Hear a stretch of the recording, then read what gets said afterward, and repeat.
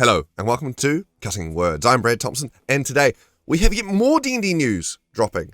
The rumour mill is churning hard. There has been further reports of a leak from inside Wizards of the Coast claiming that no one actually reads any of the player feedback. All that feedback for the Unknown Arcana, the 1D&D playtest, all that, no one ever looks at it, allegedly. And this rumour has been getting a lot of attention and attracted so much attention that Wizards of the Coast staff, former staff and current, have responded basically saying this is completely untrue, this is all false. And Twitter, the D&D Twitter verse is alight with it. So I'm going to bring this up now and see what some of these responses are to this claim. So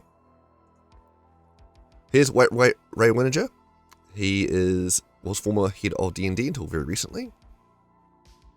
He goes to say, this is simply false. Before I left WOTC, I personally read UA feedback, so did several others. Many changes were made based on UA feedback, both quantitative and written. The entire 1D&D design schedule was built around and how we and when we could collect feedback. The original tweet has since been deleted by looks, but there's by D&D Shorts, and there's a video on his YouTube channel talking about this leak, this source he has.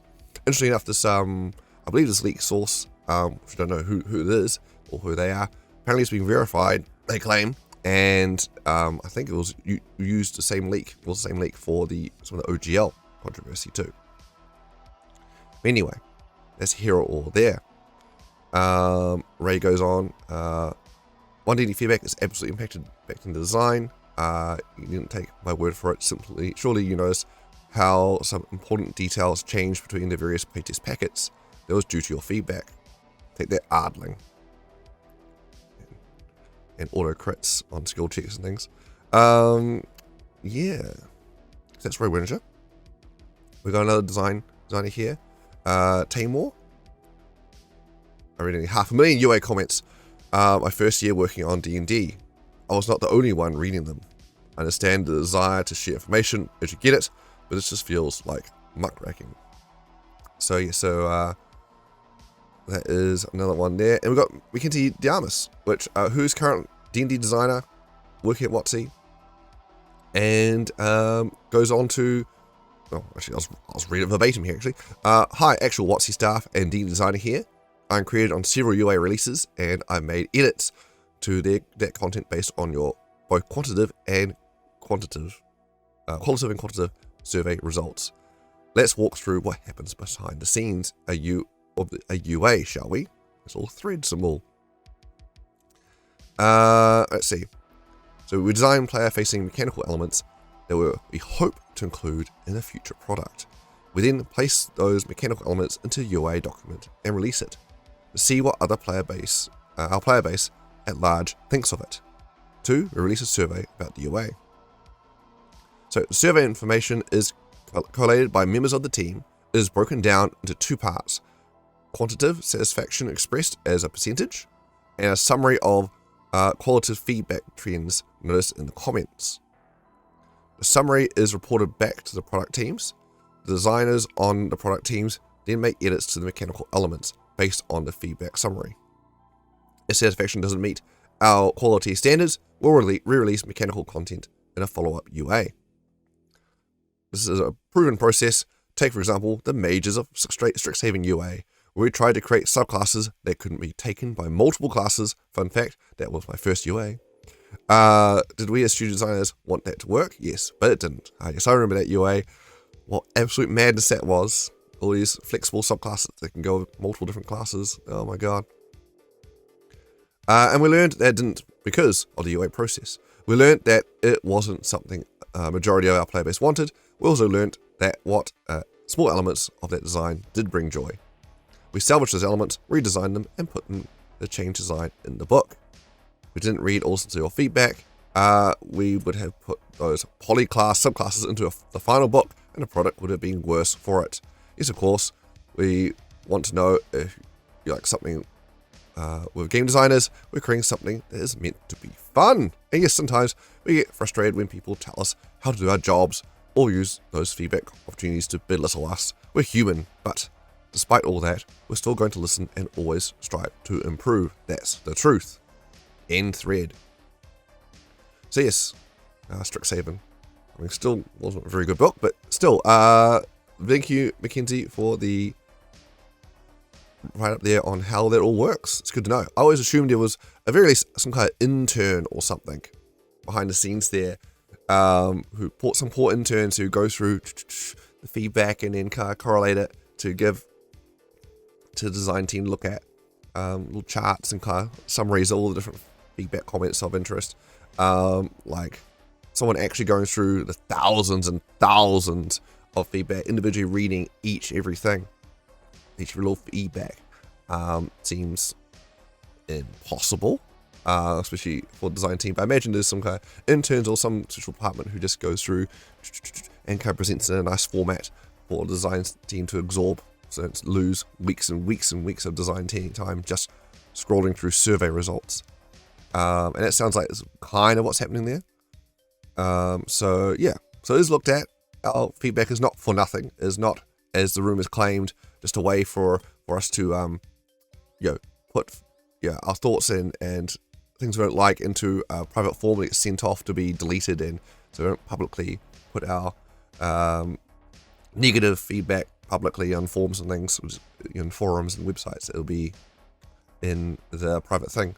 But no, that's not the case. It is, there's no evil maniacal schemes going on behind the scenes there, at least in that regard anyway. There could be other evil maniacal schemes. There's, you can have multiple evil facets going on, but that the long time running Unearthed Arcana feedback is legit. And I mean, if it wasn't, because it's been going for some time, Unearthed Arcana and player feedback stuff, and there's quite a few, over the years, Wizard staff turnover, you'd think this would have leaked sooner if that was the case. Anyway, typical, as soon as I stop recording, more news drops. DNDBeyond, effectively the official D&D Twitter now. They've actually started a thread as well, responding to some of these rumors and allegations going around. I guess as part of their move now of Wizards and the D&D studios to be more open about what's going on, responding quicker to these rumors and misinformation or truth, and correcting things as quickly as possible. So hey everyone, we've seen misinformation popping up and want to address it directly so we can spell your concerns. So we've got running rumors of a $30 subscription fee are false. There was a rumor that has been going around recently that is not on the cards, at least right now. No one at Wizards are working on AI DMs. We love our human DMs too much. If you're looking for a DM, we're just heading to our Discord where DMs and parties are looking for players. Apparently that's not a thing. Also, it seemed very logistically difficult to do. It sounds more like a random executive Hasbro going, hey, this would be great. We need to get this happening. Get to work on this. Sure, boss. Throw away that crazy idea. What are you talking about? And then we have designers whose core job is to compile, analyze, and then act upon your feedback. Your feedback has made the game better over the past decade, and your feedback is central to D&D's future. So basically, feedback is read over and looked at. Homebrewing is core to D&D Beyond. It's not going away, and you're not going to, you're not going to charge you for it. We're not going to charge you for it. Your homebrew is and always will be yours. We're always being excited to see your creations both on and off D&D Beyond. So so just counteracting those rumor points from earlier, as well as the latest rumors of no one actually reading the feedback. So they're making sure it's super clear that it's not happening, and that's all good. So it's good to hear them outwardly say. Hopefully that was just either awful rumors or some vague plans that definitely put on the back burner now, at the very least. So that's good to hear. You're not going to replace me with AI. Never. Alright. There we have it. That is the latest news. Just reporting it as I see it. Yeah. More controversy. Yay. But very interesting. I found it very nice seeing a write-up of how it actually works, because we've never really seen like, how does it actually work? How do they actually go over the feedback? How does it actually work? So thank you, Mackenzie Adamus, for the staff member there, or design team at Wizards, for enlightening us to that. All right, until next time, I'm Brad Thompson, and this has been Cutting Words. If you like my videos, please like it, and also subscribe if you haven't already.